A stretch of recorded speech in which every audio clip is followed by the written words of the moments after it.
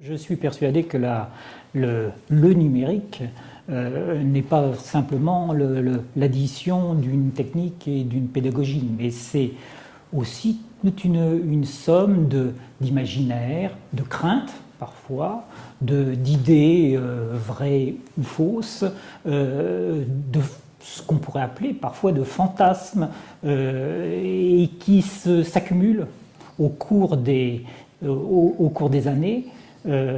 Or, ça fait tout de même plus de 50 ans qu'on parle de numérique éducatif et il y a un certain nombre d'âges du numérique éducatif auxquels correspondent ce type d'idées un peu tenaces et qu'il est intéressant de mettre en valeur.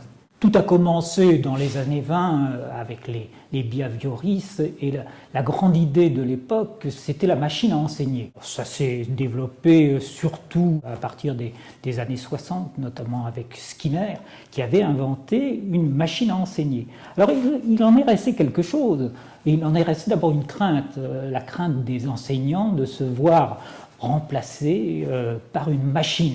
Peut-être d'une façon plus insidieuse, plus sournoise, tout ça est très diabolique. On a vu apparaître une autre idée qui est celle de l'autonomie de l'élève.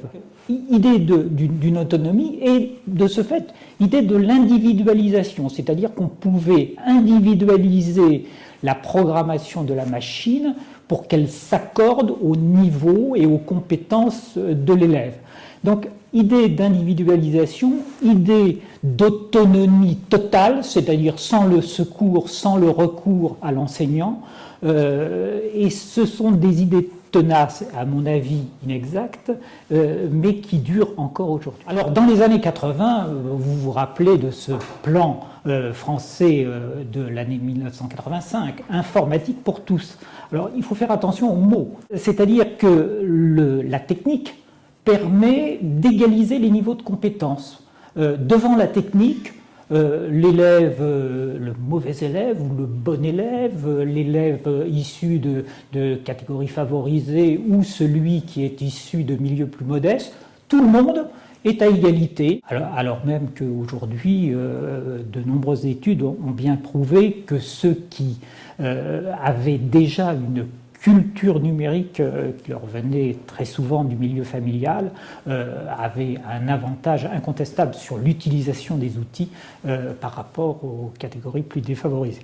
Dans les années 90, avant la fin du siècle, on s'est d'un seul coup beaucoup plus intéressé aux aspects contenu et support. C'est la grande période des CD-ROM et des livres CD-ROM. On avait le même livre, finalement, présenté sous forme électronique et sur un support CD-ROM, et le livre, ou sur une vidéo, et le livre présenté sous sa forme papier.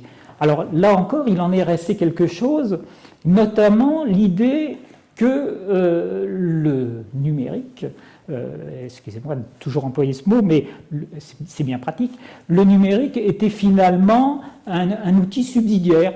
On a produit beaucoup de choses en matière de multimédia éducatif, mais en même temps, on a introduit cette idée qui subsiste encore aujourd'hui de la subsidiarité ou du caractère subsidiaire de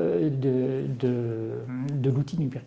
Au début des années 2000, c'est la grande période des TIS, l'arrivée de nouveaux outils, d'abord l'arrivée de l'Internet à la fin des années 90, mais surtout les messageries, mais surtout les ENT, mais surtout les tableaux blancs interactifs. Une période où va se dessiner cette conviction qui est ancrée chez beaucoup aujourd'hui, que le numérique, ce sont des outils et non pas comme je le pense personnellement, des logiques nouvelles d'accès au savoir et même des savoirs eux-mêmes.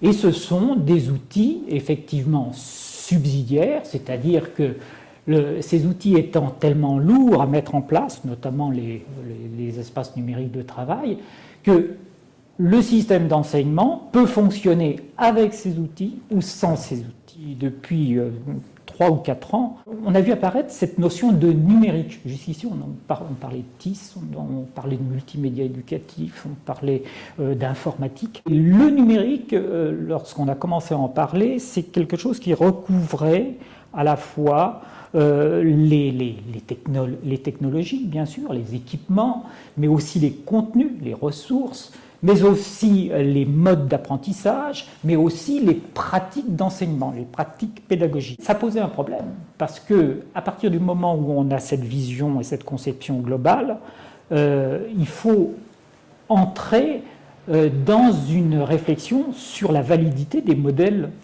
d'enseignement, des modèles qui composent notre système. Et donc, on risquait de s'apercevoir assez vite qu'il fallait remettre en cause tous ces modèles.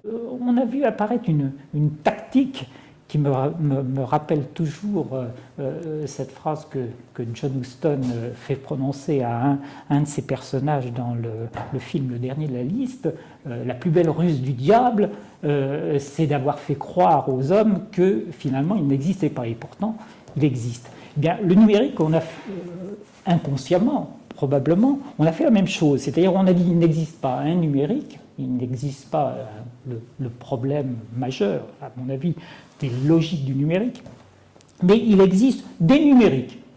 Des numériques, il existe d'abord un numérique de la société, et puis un numérique de l'entreprise, puis un numérique scolaire, et puis le numérique scolaire lui-même, il y a des numériques par discipline, et puis il y a des secteurs du numérique, il y a les manuels numériques, il y a les espaces d'apprentissage, il y a les espaces numériques de travail et les messageries. Ce sont des secteurs avec des compétences particulières, chaque personne s'occupe de ce secteur, et ça évite de penser au dénominateur commun, au problème réel, qui est celui de l'entrée dans un nouveau monde, dans un nouveau mode de pensée, dans un nouveau mode de réflexion, et surtout dans un nouveau mode d'accès au savoir et de structuration du savoir.